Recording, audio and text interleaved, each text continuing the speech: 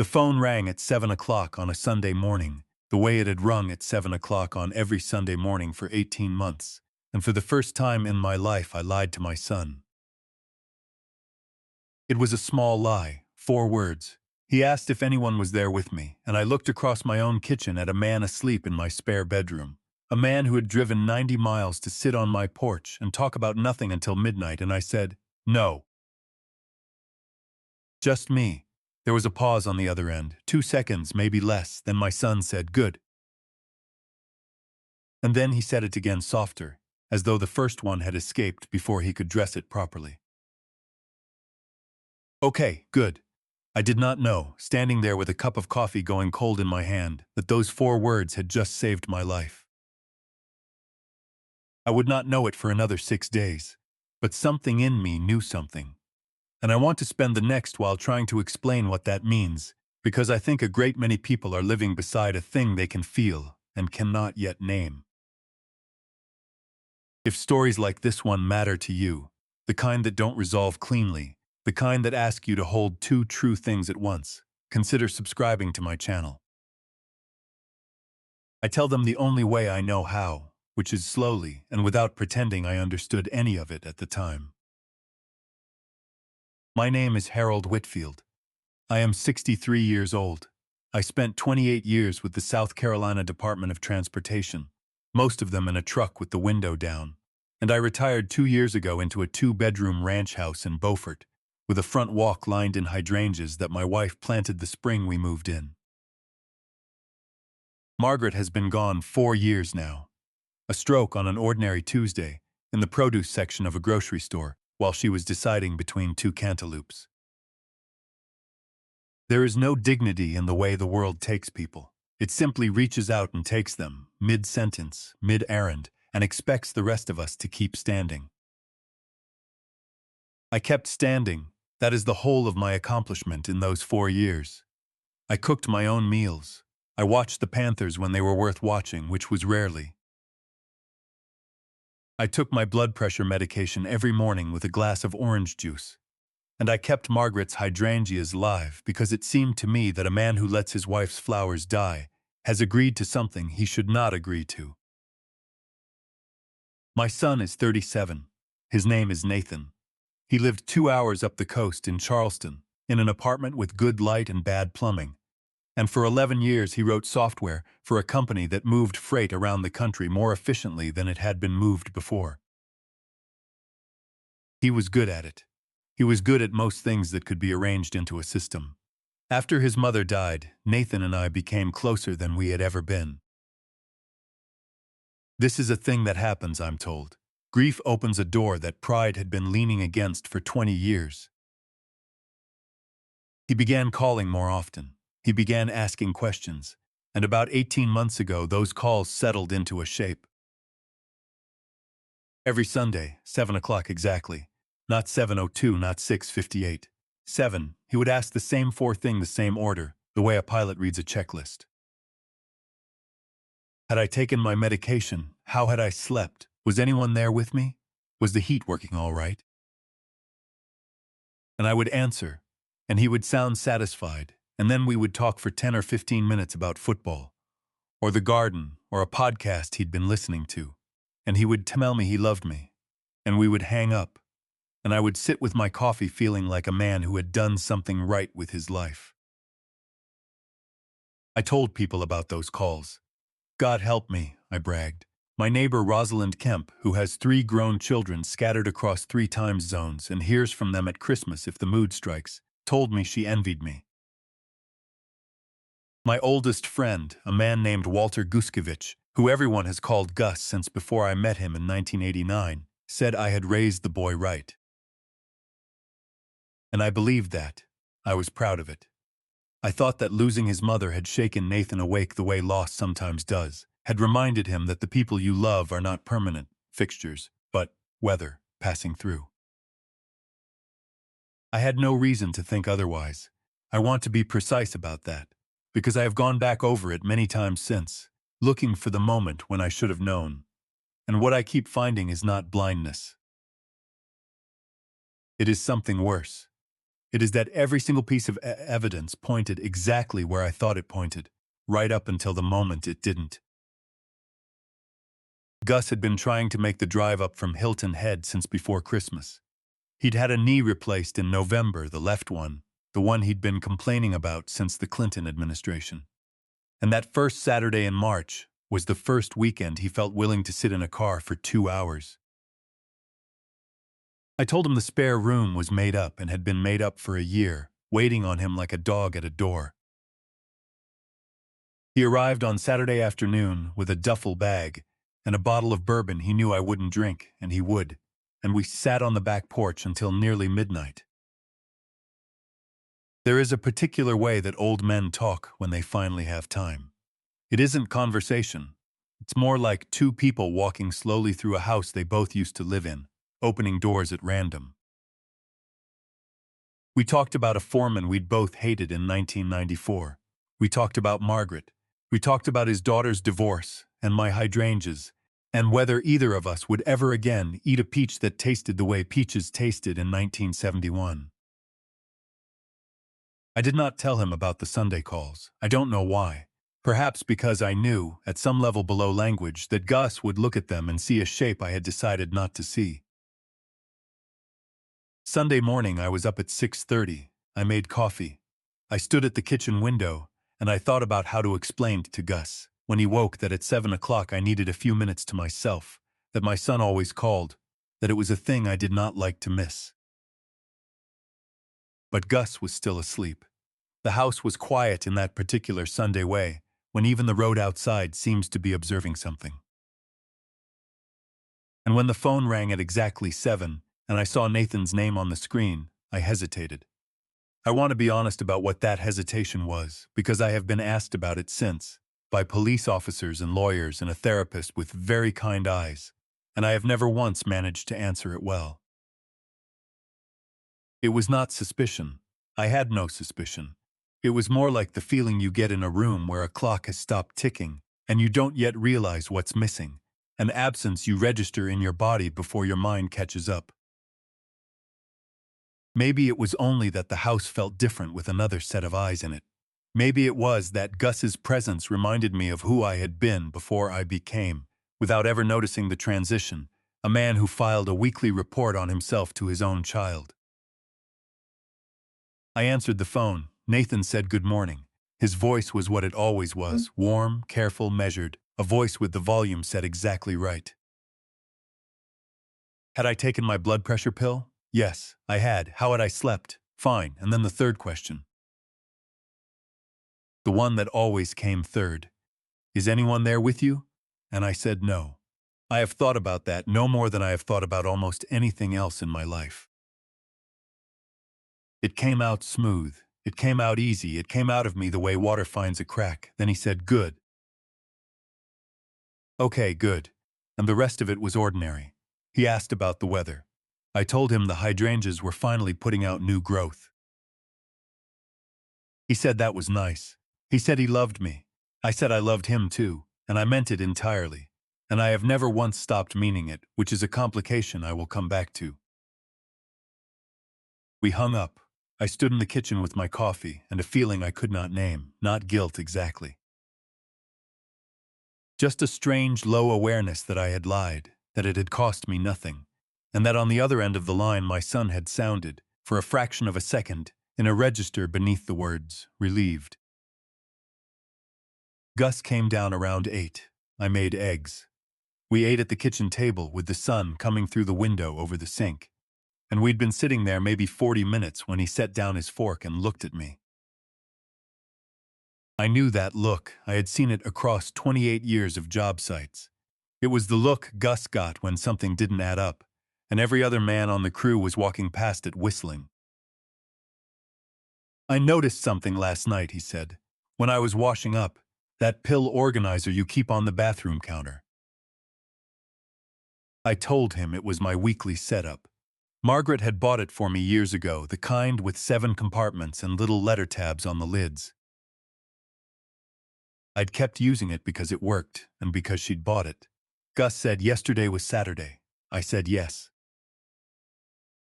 So the Saturday slot should have been empty. You take it in the morning. I said that was right. It was always empty by Saturday afternoon. He nodded, slowly the way a man nods when he wishes he were wrong. It wasn't empty. Something cool moved through my chest. I set my fork down. I told him I must have forgotten. It happened. Not often, but a man of 63 forgets a pill now and then, and the world keeps turning. But Gus was still looking at me. It wasn't your usual pill, Harold. I know what those look like. White. Oval. I've seen them on your counter for a year. He paused. This one's white too, but it's round. Smaller. There's a score line across it. I did not say anything for a long moment. Then I got up and walked to the bathroom, and Gus followed me, and neither of us said a word. He was right.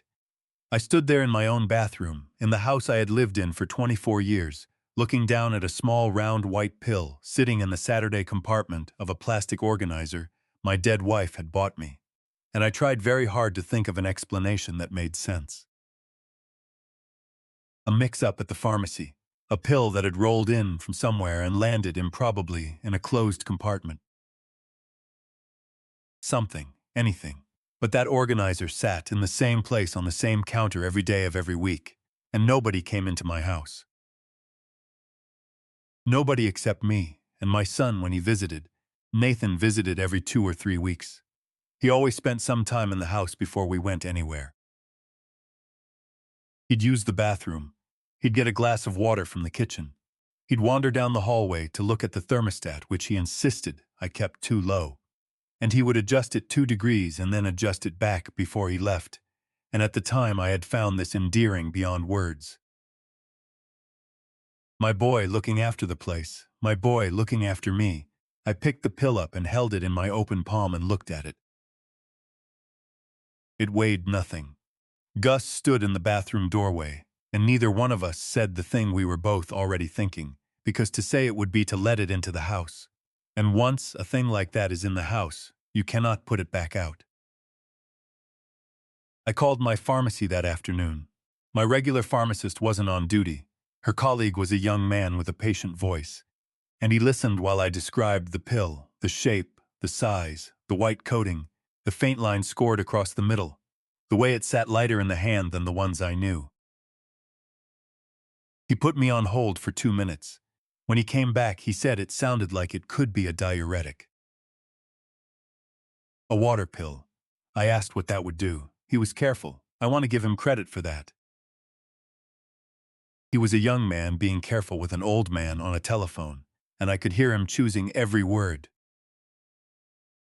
He said that a diuretic taken on top of a blood pressure medication, without supervision, without monitoring, could cause significant drops in blood pressure. Dizziness, confusion, fatigue that doesn't lift. In older patients, he said, and here he slowed down, it could cause falls. And it could, in certain circumstances, look very much like the early stages of cognitive decline. I sat down on the edge of my bed when he said that. I don't remember ending the call. I remember the phone in my hand, and the light going long across the bedroom floor, and a sound in my ears like a road far away. Gus found me there. He sat down next to me on the edge of the mattress, this enormous man with a new knee, and he didn't say anything for a while. Then he asked me quietly what I wanted to do. What I wanted to do was find an explanation that was not the one rising in the back of my mind, like something dark coming up through water. I wanted to believe there had been a mistake, that my son, the boy who had cried harder than either of his parents at the veterinarian's office, when he was 10, and we had to put down our dog who had stood at his mother's grave and held my hand for 11 minutes without saying a word, because there was nothing to say, had not been standing in my bathroom in the quiet, replacing my medication. But I also thought about the calls, the questions always in the same order. The third one, the half-second pause when I said I was alone. The way he had said good, not as acknowledgement, but as something closer to confirmation. The sound of a man checking a box. And I thought about all the Sundays I had answered honestly, Yes, I'm alone. No, nobody's been by. Quiet week. All the Sundays he had known exactly what he was working with. Last Sunday, I had not been alone, and I had lied. And because I had lied, nothing had happened. Gus slept in the spare room again that night. I did not sleep at all. I sat at the kitchen table in the dark with a lamp on over the stove, and I went backward through 18 months of Sunday mornings, the way you go backward through a ledger looking for the error. And somewhere around 2 in the morning, I found myself much further back than 18 months. I found myself in 1996. Nathan was 7 years old, and we had gone to Charleston for the day. Margaret and Nathan and me, and we had been 40 minutes late getting back to the babysitters, some business with a bridge and a stalled truck. And when we walked in the door, Nathan was standing in the front hallway, with his shoes already on, and his jacket zipped to the chin, and tears running down his face without a sound. He hadn't cried out. He hadn't asked the sitter to call. He had simply put his shoes on at the time we were supposed to arrive and stood at the door and waited. And when we were late, he had begun to construct in his 7-year-old mind a world in which we were never coming back, and he had constructed it completely, in silence, in about 35 minutes. Margaret held him for an hour that night. Later, in bed, she said, "He carries things he doesn't need to carry." I remember laughing, not unkindly. I said all kids worry. I said he'd grow out of it. She was quiet for a while. Then she said, "That's not worry, Harold. Worry ends when the thing you're afraid of doesn't happen." His didn't end. He just found a new thing. I thought about the way he had organized his toys. Not tidily, that would have been ordinary.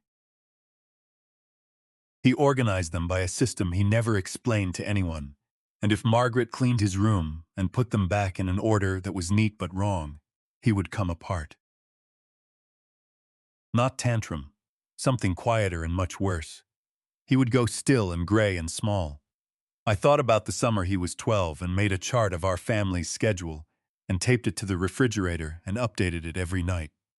And how his mother and I had called it adorable and shown it to company. I thought about how you can watch a person your entire life and see only the parts of him that fit the story you are telling about him. Around 4 in the morning, I understood something that made me put my head down on my own kitchen table.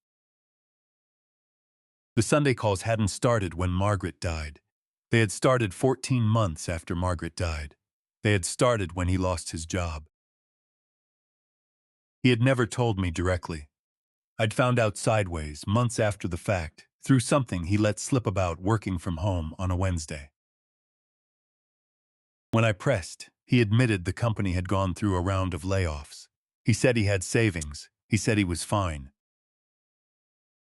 He said it the way you say a thing you have rehearsed in the car. I believed him. I believed him because I wanted to, which is the most expensive currency a man can spend. Margaret and I had drawn up our wills 15 years ago, when her blood pressure first went wrong and the word hypertension entered our house like a lodger who never left. Mine hadn't been touched since she died. I'd meant to get around to it, the way you mean to clean the gutters. The house was worth considerably more than we'd paid for it. Beaufort has changed since 2001. People with money discovered the water, the way people with money always do, and the ordinary houses of ordinary retired men became, on paper, something else. Between the property and the pension and the savings account, Margaret and I had built over 3 decades of not going anywhere interesting. There was more sitting under my name than I had ever sat down and totaled. I had never once thought of that number as something a person might want to hurt me for. It was just our life. It was the accumulation of 2 people who ate at home. But I thought about it in the dark at 4 in the morning, and it looked different. It looked like something a person on the outside might see and call a door. Monday morning I called my doctor's office, the minute they opened. Dr. Adeyemi has been my physician since Margaret got sick, a thorough woman, direct without being cold, unruffleable, in a way that I have come to understand is a skill and not a temperament. I told her what Gus had found. I told her what the pharmacist had said. She did not make a single reassuring noise, which I appreciated more than I can say. She asked me to come in that afternoon and to bring every medication in my house, including the pill from the organizer, in a separate bag without touching it more than I already had. She sent the round pill to a lab. She ran blood work, which she noted mildly I should have been doing more regularly anyway. The results she had that same day were not reassuring. My potassium was low, not dangerously, but consistently and in a pattern. She said that would explain the fatigue I'd mentioned, the heaviness in the mornings, the dizziness when I stood up too fast, the 2 or 3 times I'd had to put a hand on the doorframe and wait for the room to settle. I had mentioned all of that to her at a checkup in October.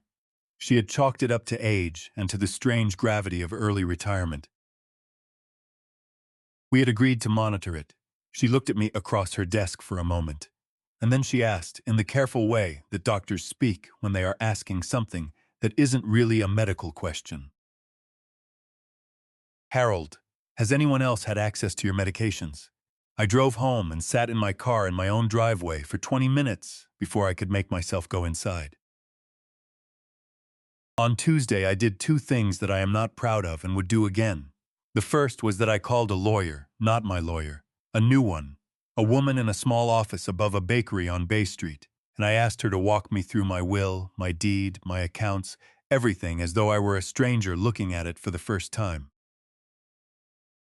I wanted to see what someone else would see. She was patient with me. She explained that Nathan was the sole beneficiary of essentially everything. She explained that a person with a power of attorney over an incapacitated parent has, in practical terms, the keys to the entire building. And then she said something that I have not been able to put down since. She said, "Mr. Whitfield, the way this usually goes wrong isn't theft. It's paperwork. Somebody's father starts seeming confused and the family does what families do. They step in, they take over, they sign things. Nobody ever has to break a law. They just have to be believed. The second thing I did was harder. I called a man named Curtis Bellwether, who has sold real estate in Beaufort County for 30 years and who sang at Margaret's funeral because he had a voice like a church and no ability to say no to a grieving man. I asked him a question I had constructed carefully in the car and then delivered badly. I asked whether anyone had ever asked him what my house was worth. There was a silence on the line that lasted long enough for me to understand the answer before he gave it. Curtis said, "Harold, why are you asking me that?" I said I needed to know. He told me that 4 months earlier, Nathan had called him. Friendly call, catching up call. And somewhere in the middle of it, Nathan had mentioned casually that he was helping his dad think about downsizing, eventually, nothing urgent, and had asked what the place might list for in the current market. Curtis had told him, because why wouldn't he? Because it was a son asking about his father's house, and there is no sentence on this earth more ordinary than that one. "Harold," he said, "is something wrong?" And I sat in my kitchen with the phone against my ear and looked out the window at Margaret's hydrangeas coming back for their 24th spring, and I found that I could not answer him. On Tuesday evening, Nathan called. Not the Sunday call, a midweek check-in, the kind he did occasionally, unscheduled, which is to say the kind I had always liked best because it felt like the only kind he hadn't planned. I answered. I was sitting at the kitchen table with a cup of coffee going. Cold in front of me, I had developed in 3 days, a talent for letting coffee go cold, and I looked out at the hydrangeas while my son talked. He sounded normal. That is the part I cannot get across to people, and I have stopped trying. He sounded exactly, precisely, completely normal. He asked how I was feeling. I said fine. He said he'd been thinking about driving up that weekend. Saturday, if that worked. And I said sure, Saturday's fine, come for lunch. I want to tell you what those next 4 days were, because I think it is the part of this story that has no name. I have waited for surgical results. I have waited for a hurricane to decide. I sat beside my wife through 11 days that ended the only way they were ever going to end. I know how to wait. This was not that. This was a waiting that ran alongside my ordinary life like a second river. I still made coffee. I still deadheaded the hydrangeas. I still stood at my own bathroom sink every morning and looked at a plastic organizer and felt my stomach turn over. And I did something in those 4 days that I have not told many people. Margaret, in her last year, had gotten into the habit of putting her phone on speaker and setting it on the counter, because she couldn't hold it steady.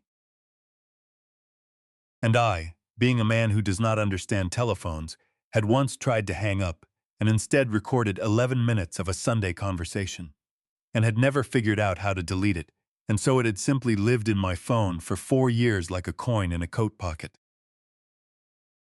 I found it on Wednesday night. I hadn't gone looking for it. I had gone looking for a photograph and found this instead. I listened to it maybe 40 times. It was nothing. Margaret asking Nathan whether he was eating, Nathan laughing at something. Me in the background saying something about a gutter. 11 minutes of the most ordinary Sunday in the history of Sundays. I was not listening for evidence.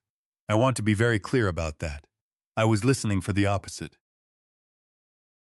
I was combing through 11 minutes of my son's voice from 4 years ago, trying to find proof that the man I was preparing to accuse could not possibly be the same man. And here is what I found at minute 6 when Margaret asked him whether he'd been sleeping. He said, "I'm fine, Mom." And she said, "That's not what I asked." And he said nothing for 4 seconds, and then he laughed and changed the subject. 4 seconds. I had been standing 8 feet away from that pause for 4 years and had never heard it once. On Thursday, Gus drove up from Hilton Head again, on a knee he had no business driving on, and helped me do the thing I did not want to do. We bought an identical pill organizer at a drugstore on Robert Smalls Parkway. We filled it, together, from bottles I had picked up that morning, verified pill by pill against the pharmacy printout, and we set it on the bathroom counter in the exact spot where the old one had been. The old one, with its round white passenger, went into a sealed bag in a shoebox in my closet. And then we bought a camera, the kind people use to watch their dogs, $49. We put it inside my bedroom closet, angled through the door I left open 2 inches, pointed down the hallway toward the bathroom. I want to be clear about something. I am not a suspicious man. I have never in my life read another person's mail. Standing in my own hallway with a hardware store camera in my hand made me feel physically ill, and I told Gus so. And Gus, who has never in 37 years given me a comfortable answer when an uncomfortable one was true, said, "Harold, you're not spying on him. You're checking whether you're crazy. There's a difference, and you're allowed to know which one it is." Saturday, Nathan arrived at 11:45. He came through the front door the way he had come through every door since he was 15. Jacket half unzipped, slightly rushed, apologizing for a lateness nobody had mentioned. He hugged me in the entryway. He smelled like the car and like the same aftershave he'd worn since college. He asked how I was feeling. "Good," I said. "Really good, actually. We had lunch. I made sandwiches, because I have made sandwiches for that boy for 30 years, and my hands know how without consulting me." We sat at the kitchen table, and I looked at my son's face across 4 feet of pine, and I tried with everything I had to see something in it that would tell me I was wrong. He looked tired. He had looked tired since the layoff, a tightness around the eyes, a quality of sustained tension, like a man carrying something up a staircase that never ends. He talked about the drive. He talked about the weather. He talked about a podcast. He ate his sandwich and drank his coffee, and he was not a monster. That is the thing nobody prepares you for. There was no moment where the mask slipped because there was no mask. He was a tired man in his 30s trying to hold something together. And he loved me, and I could see that he loved me. And I have never been more certain of anything in my life than I was of that, at that table, on that Saturday. After lunch, he asked if he could use the bathroom. Of course, I said. He was in there for 9 minutes. I sat at the kitchen table and I counted every one of them. I have counted a great many things in 63 years. I have never counted anything like that. When he came out, he looked slightly different. Not dramatically, not guilty in any way a stranger would have noticed.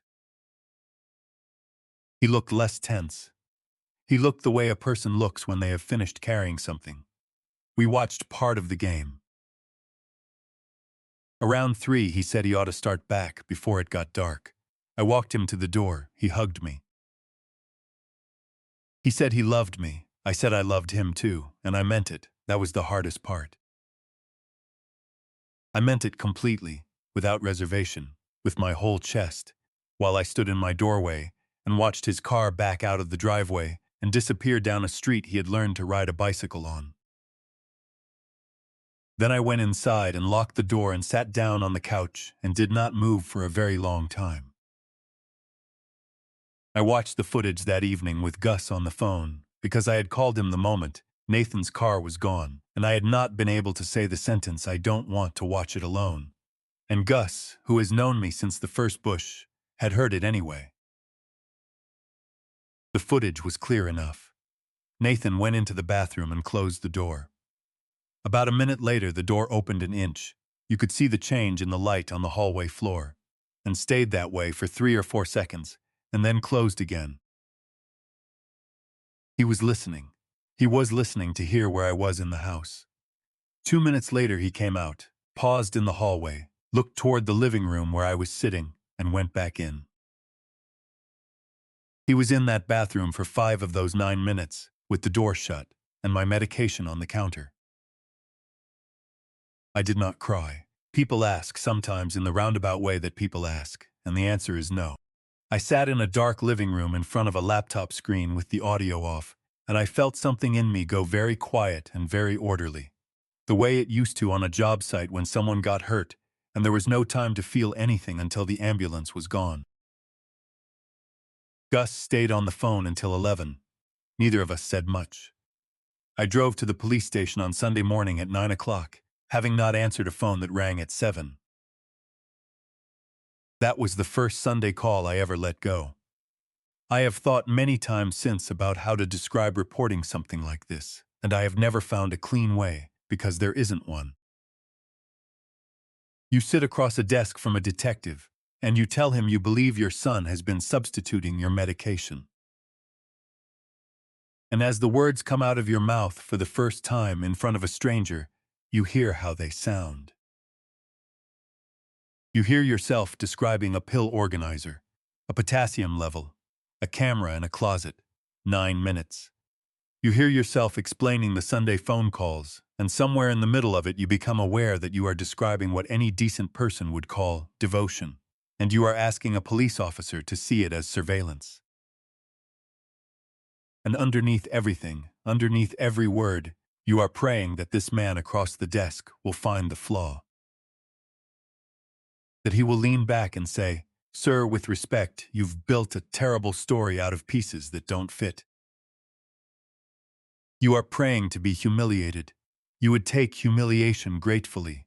You would take it and drive home and never speak of it again. The detective's name I won't use. He was a quiet man of about 50 who asked questions in a way that was neither aggressive nor dismissive, and who at no point looked at me the way I was afraid of being looked at. He took the footage. He took the sealed bag from the shoebox. He took the photographs and Dr. Adeyemi's contact information. And he told me the lab result was pending and he'd follow up. He said the department would need to run its own analysis. Then he asked if Nathan had ever discussed finances with me. I said yes, a few times. After Margaret died, we'd had conversations about the will, nothing dramatic, just the practical arithmetic that death demands of the living. He asked what Nathan knew. He knew everything, I said. He knew what the house was worth. He knew about the pension and the savings. He knew he was the sole beneficiary, because I had told him myself, years ago, at this same kitchen table, because I thought that was what a responsible father does. The detective wrote that down without any change in his face. Then he asked when Nathan had lost his job. 18 months ago, I said. He wrote that down too, and I watched him write it. And I understood that I had just handed a stranger the two ends of a rope, and he had tied them together in front of me in about 4 seconds, and that it had taken me 18 months. The next 11 days were a different kind of waiting. Because here is what nobody tells you. The investigation does not remove you from your own life. It just runs underneath it. I still made coffee. I still deadheaded the hydrangeas. I still went to the grocery store and said good morning to a woman I have said good morning to for 20 years. And the following Sunday, at 7 o'clock exactly, the phone rang. The detective had asked me, carefully, without pressure, to behave normally. So I picked it up. Had I taken my medication? Yes. How had I slept well? Was anyone there with me?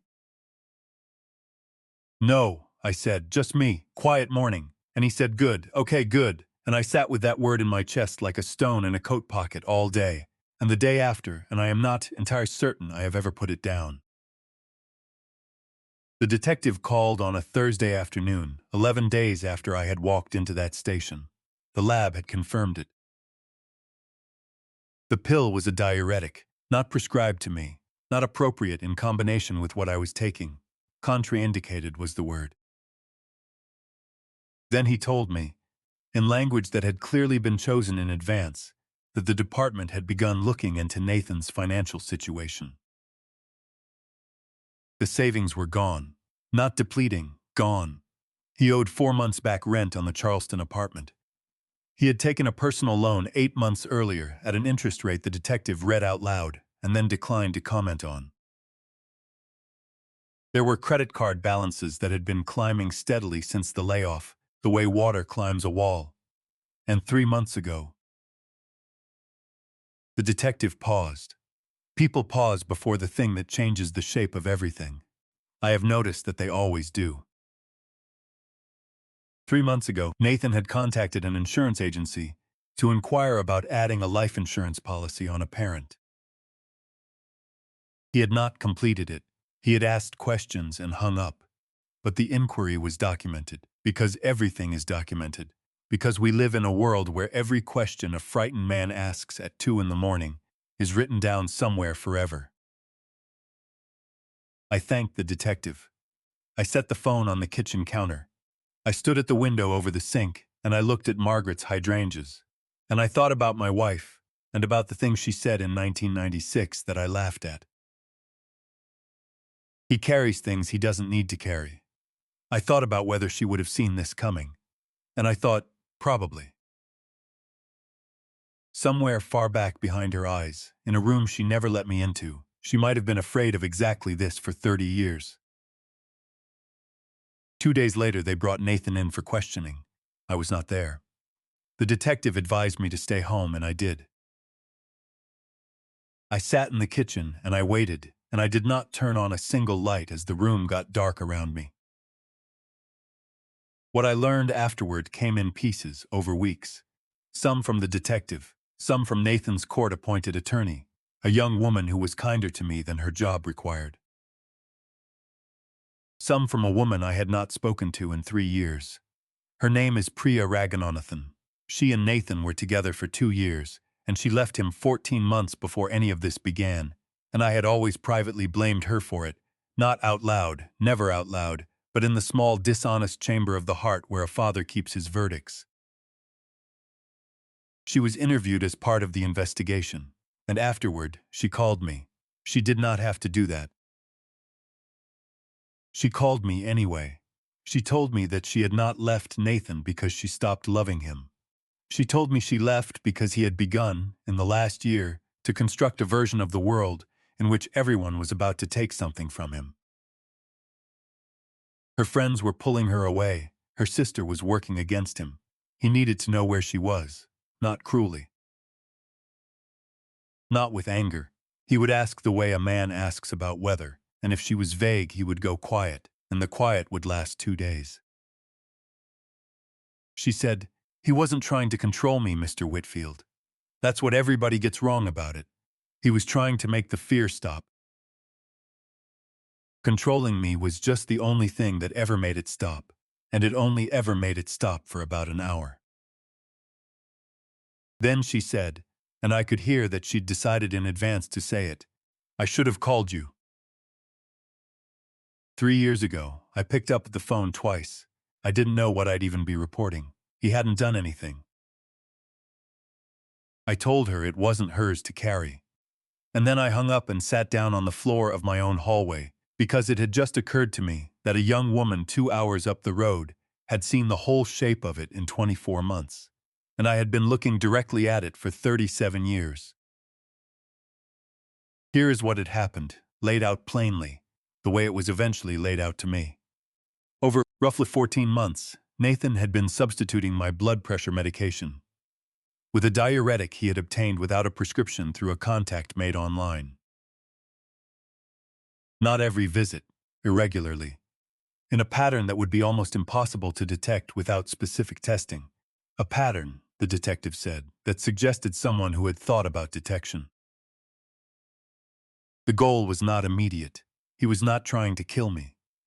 I need to say that sentence carefully, because for a while it was the only thing standing between me and something I would not have come back from. He was trying slowly and methodically over a span of years to make me appear to be declining forgetfulness, fatigue, dizziness, falls eventually, the accumulating small failures of an older man living alone, the kind that pile up quietly until someone has to step in. Someone responsible, someone attentive, someone, perhaps, who called every Sunday morning at 7 o'clock and could produce 18 months of documented concern for any court in the state of South Carolina. He was not building a murder. He was building a record. When I first heard it said out loud, I could not attach it to a human being I had ever met. The logic was so foreign to the man I raised that I kept hunting for the place where the story broke down. The story did not break down. It had happened. It had happened in my bathroom on ordinary Saturdays, between the sandwiches and the football. And then came the evaluation, which changed the shape of everything again.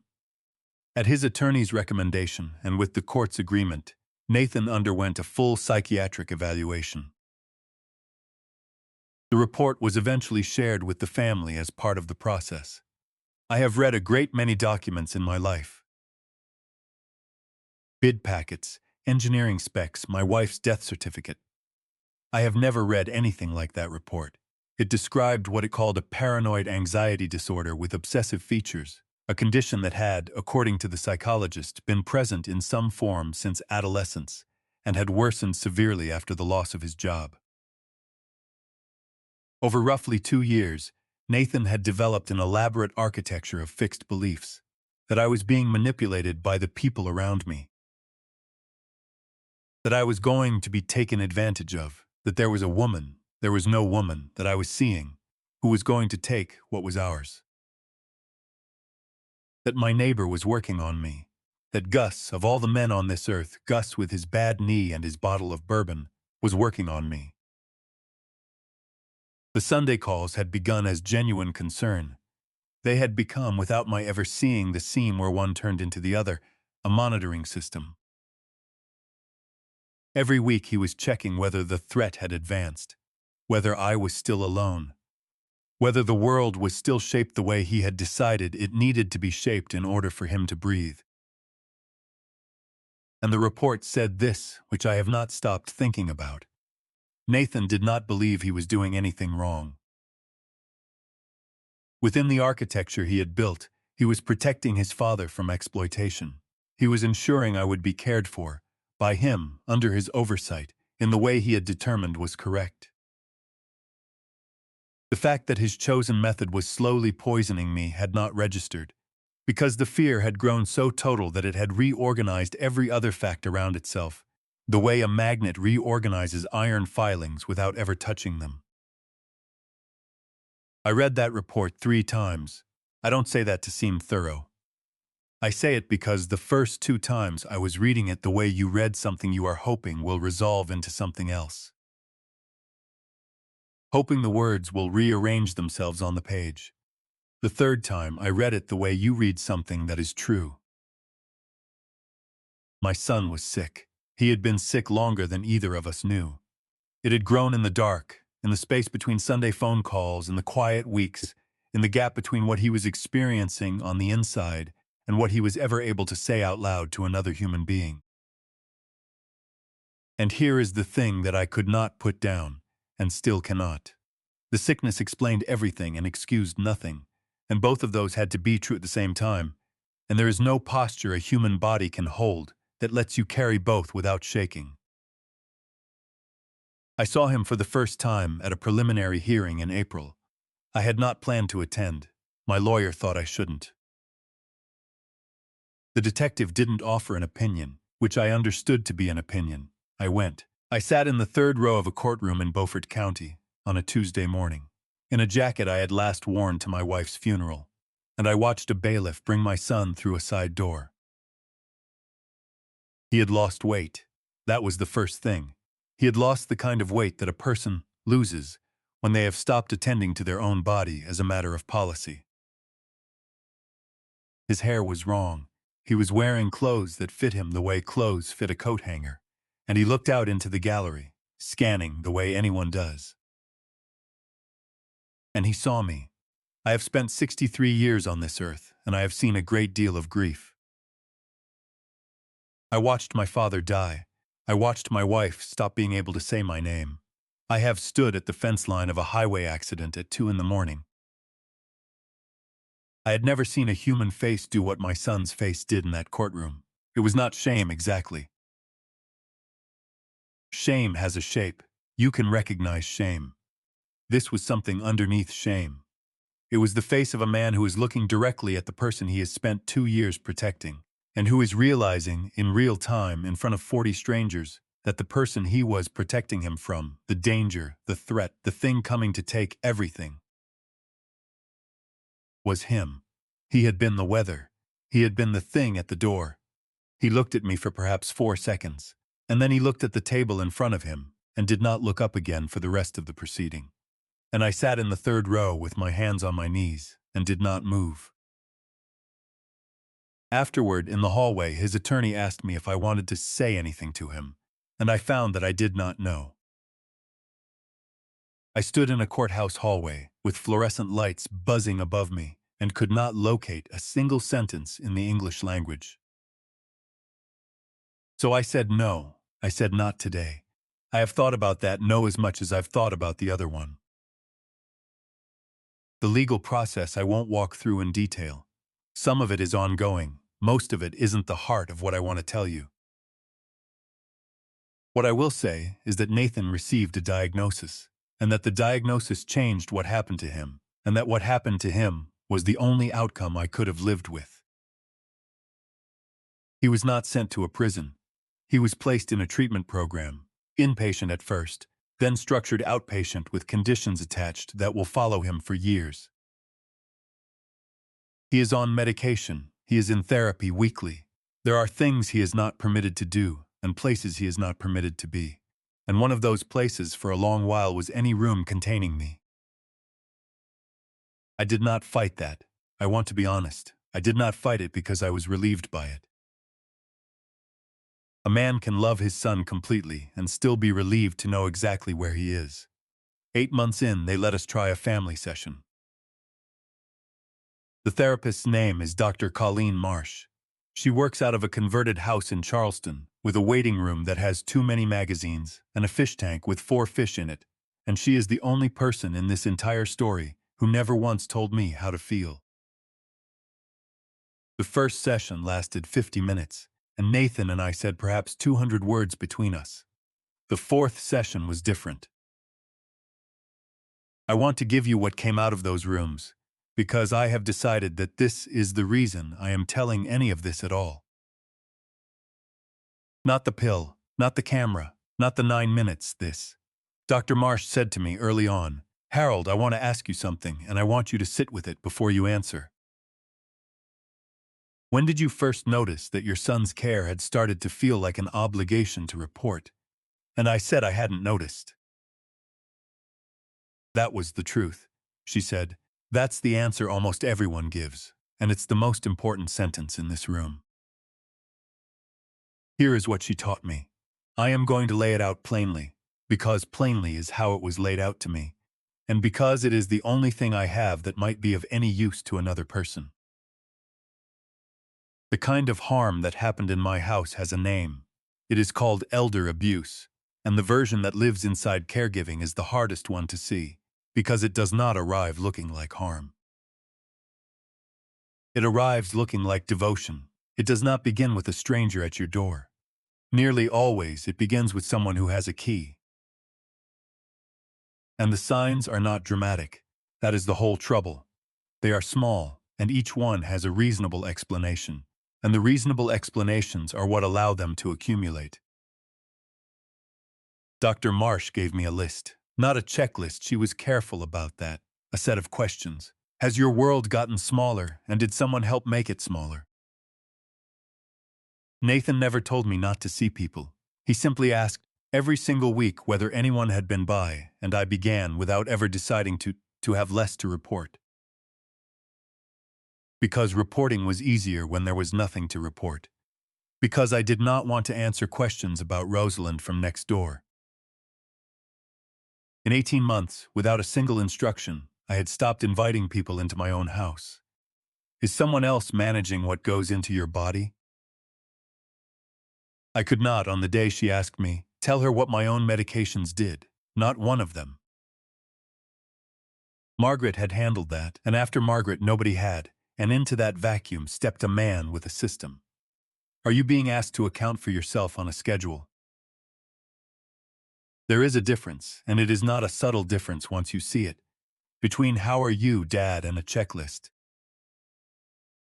One is a question, the other is an audit. Love asks, fear inventories. Does the concern for you seem to require something from you? When I said I was fine, Nathan was not comforted. He was never comforted. He asked again the next week, in the same order, in the same words. Because the questions were never about me. They were about the fear, and the fear had an appetite, and no answer I gave was ever going to feed it. And the last one, which I think is the one that matters most. Are you protecting the person who is concerned about you from your own concerns about them?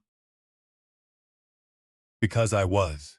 For a year and a half, I never once told Nathan that the calls had begun to sit strangely on me. I never once said, "Son, why do you always ask that third question?"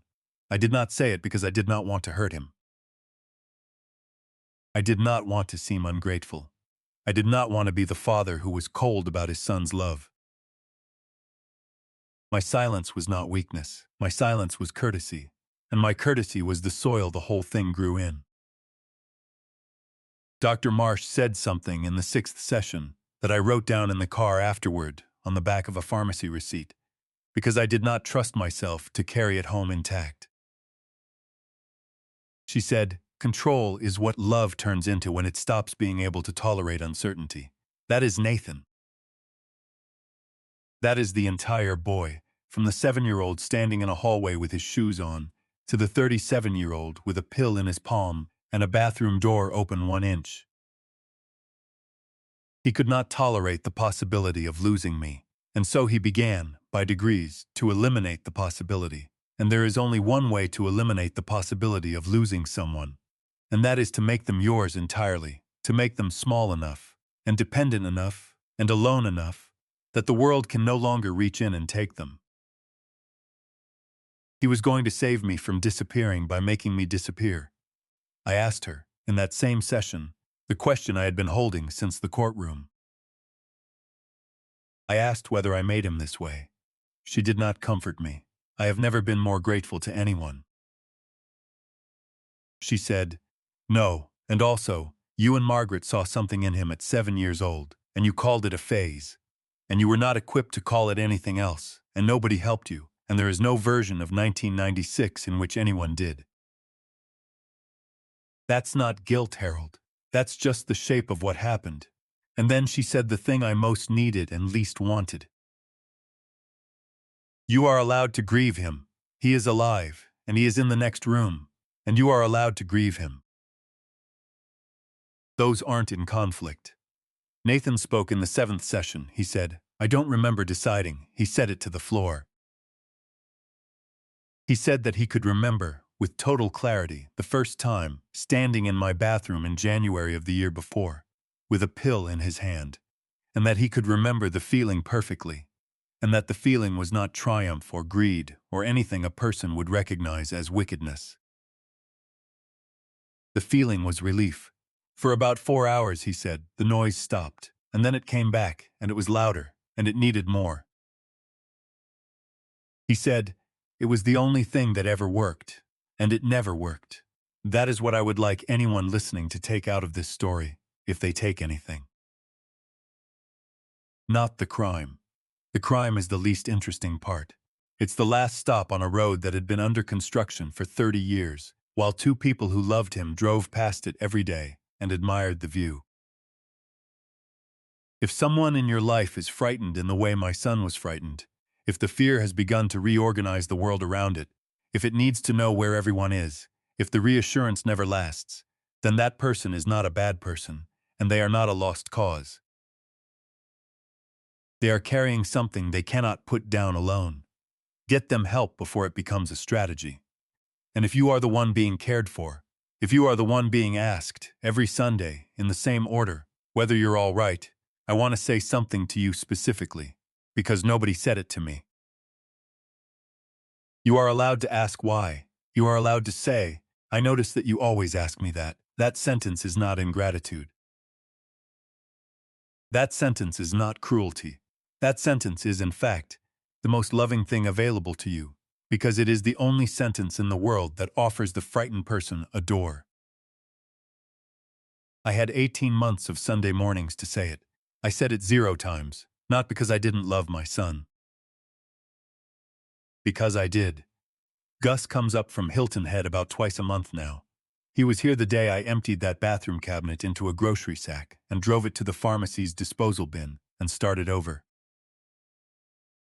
He stood in my bathroom with his arms crossed while a young pharmacy technician walked me, at 63 years of age, through every single thing I put into my own body and what it does and why. It took 40 minutes. It was the first time since Margaret died that I understood my own medicine cabinet. Gus didn't make it sentimental. He drank my coffee and complained about my coffee. That's the thing about a friendship of 37 years. It doesn't require decoration. It just requires showing up on a bad knee. Dr. Ademi adjusted my blood pressure medication after reviewing the blood work from that whole period. She said the effects were, in the long run, reversible. She said she was glad we caught it when we did. She said the word caught the way people say a word when they know the alternative and are choosing, out of kindness, not to say it out loud.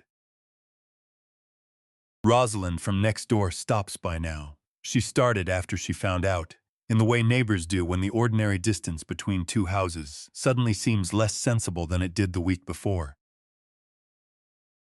She brings tomatoes I don't need. I take them. I have people in my house again. It turns out that was always the whole defense. Not a camera, not a lock. Just other human beings moving through your rooms, seeing what you have stopped being able to see. Gus saw a pill on a counter in 11 hours. I had been looking at that counter every morning for 14 months. There is a Sunday ritual again now, though it is a different one. I make my coffee. I take my medication, the right medication, from the right bottle that I picked up myself. I sit at the kitchen table and I look out at the hydrangeas for a few minutes before the day begins. Some Sundays the phone rings. Sometimes it's Gus. Sometimes it's Rosalind from 30 feet away, because she is a woman of a certain generation and the telephone is still a formal instrument. And once or twice a month now, it is my son's number. Those calls I answer slowly. The way you approach something you are still learning not to flinch from. His voice is different now. Quieter. More deliberate. It is the voice of a man who is choosing every word, and who knows he is choosing them, and who has been taught that this is going to be effortful for a long time, and that the effort is the point. He asks how I'm doing. I tell him the truth. Sometimes I ask how he's doing, and he tells me the truth too, which is that some days are better than others and that he is trying. I believe him. I believe him partly the way you believe something you cannot afford not to believe, and partly the way you believe something because the evidence is in front of you, if you are willing to look at it without flinching. I have gotten better at that. It's the only skill this whole thing gave me, and I paid an unreasonable price for it. There is damage between us that I do not know how to calculate. There are things I trusted that I cannot simply pick back up. He knows that. We do not pretend otherwise, and the not pretending is, I think, the first honest thing we've built in 10 years. But I also know this. When my son asked me every Sunday morning how I had slept, part of that was real. When he stood at his mother's grave and held my hand for 11 minutes, that was entirely real. The sickness did not make him a stranger to me. It made him a person I had never fully seen, which is a different thing, and a harder one, and I am still learning how to hold it. Margaret could have held it. She was better than me at carrying complicated things, without needing to resolve them into something simpler. She could have loved our son's terror, and grieved it at the same time, in the same hour, without dropping either one. I am 63, and I am learning to do that. It's late to be learning. I recommend against waiting as long as I did. The last thing I want to tell you is about the lie. That Sunday morning in March, when I picked up the phone and told my son I was alone in a house where I was not alone. I've tried to trace the instinct backward to its source, and what I come back to is this: some part of me already knew. Not the shape of it, not the details, but some part of me had been collecting small wrongnesses for a very long time. The fatigue that never lifted, the dizziness on a Tuesday morning, the 4-second pause on a recording from 4 years ago, the way his voice settled into good when I said I was alone. Not warm, relieved, the particular relief of a man confirming that a thing he was afraid had changed has not changed. Some quiet part of me heard all of that, and once, just once, for no reason it could have explained, decided to give it something different. To see what the truth would do if it traveled in the other direction. I am not telling you this because I was clever. I was not clever. I was a 63-year-old man standing in his kitchen lying to his son, for reasons he could not have articulated, to save his life. Which, as it turns out, is precisely what it did. The lie stumbled into saving me. There was more grace in it than plan. I'm telling it because I think a great many people are living beside something they can feel and have not named. Something that sits inside care, inside routine, inside the small daily transactions that are supposed to be the simplest things we do. Love and harm can wear each other's clothing for a very long time, and sometimes the truest thing available to you is to pay attention to the moment when, for no reason you can fully explain, something in you decides to tell a different story. And then, when that moment passes, to follow it. I followed it. If this story reached you, if you recognize something in it, a Sunday of your own, a question that always comes third, I'd ask you to subscribe to my channel, and to sit with it a while before you scroll on. These stories take a long time to tell because they took a long time to live. Sharing them is the only use I've found for any of it. The hydrangeas are doing well this spring. Margaret would have been glad about that. I keep the heat at a temperature I decide for myself now. And on Sunday mornings I pour my coffee, and I take my medication, and I sit for a while with the quiet, before whatever the day is going to bring. Some mornings the quiet is enough. I write and narrate everything on this channel myself. Every word above was drafted by a human being at a desk. Revised by hand, read aloud, and revised again, not generated. I say this not because it should matter to the story, but because it has started to matter to people. And I think that's fair. Names, locations, and identifying details have been changed to protect the privacy of the people involved, including my son. The emotional architecture is unaltered. I sat with this one for a long time before I told it. What kept bringing me back was a single thought I could not put down: that the most dangerous harm in this world rarely announces itself. It knocks politely. It calls at 7 o'clock on a Sunday morning. It asks how you slept. If you are the person on the other end of a call like that, the one who is asked, every week, in the same order, whether you are all right, please hear this from someone who waited too long. You are allowed to ask why. Thank you for listening.